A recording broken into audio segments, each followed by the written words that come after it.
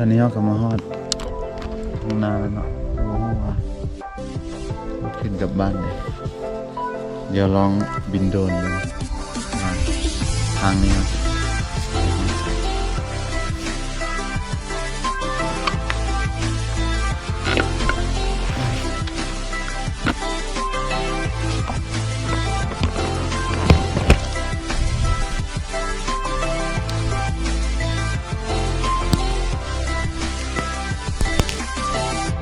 ทุ่งนาเนาะโอ้โห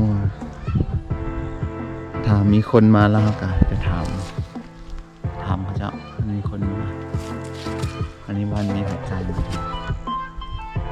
อเคอันนี้ก็จะลองบินโดรนเบิ่งว่ามันเส้นทางตรงนี้ไปสุดวิสัยสุดอยู่หน้ากันแล้วเลยวิสัยมีป่าด้วย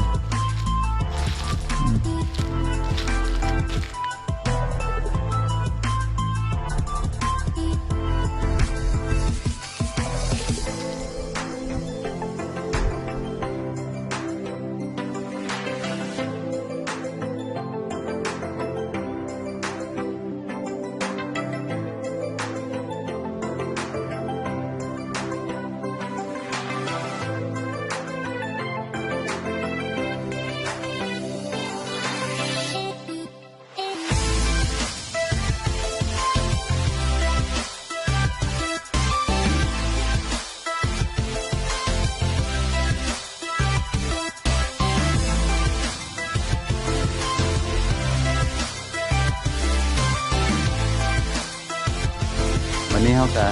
ไปต่อแล้วเนาะเขาบินไปเห็นทางตรงนี้คือว่าฮอดฟูมันนะครับ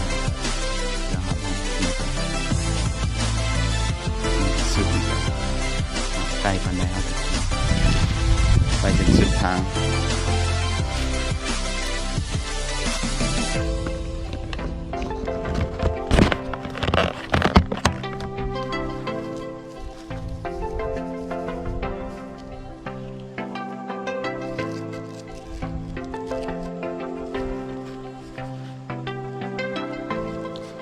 หลังจากถ้าว่าหูทางขึ้นภูแล้วก็อาจจะง่ายในการถ่ายทะเลหมอกอยู่เมืองสยามบุรีนะตัวที่เข้ามาเส้นน้ำอิฐนึงเส้นตรงนี้อาจจะมีหลายเส้น